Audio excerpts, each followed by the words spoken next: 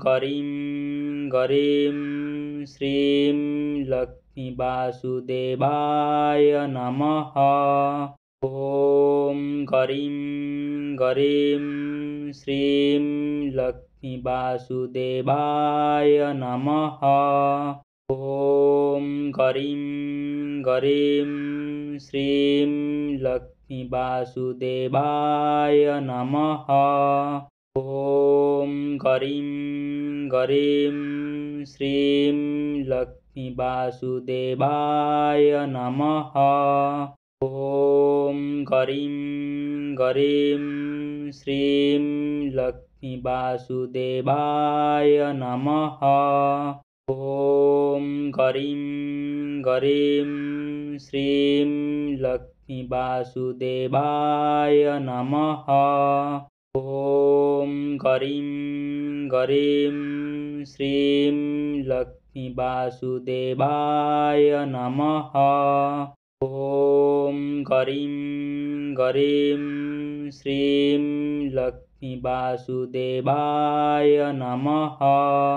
ઓમ ગરીમ ગરીમ શ્રીમ લક્ષ્મી વાસુદેવાય નમઃ. ઓમ ગરીમ ગરીમ શ્રીમ લક્ષ્મી વાસુદેવાય નમઃ. ઓમ ગરીમ ગરીમ શ્રીમ લક્ષ્મી વાસુદેવાય નમઃ. ઓમ ગરીમ ગરીમ શ્રીમ લક્ષ્મી વાસુદેવાય નમઃ. ઓમ ગરીમ ગરીમ શ્રીમ લક્ષ્મી વાસુદેવાય નમઃ.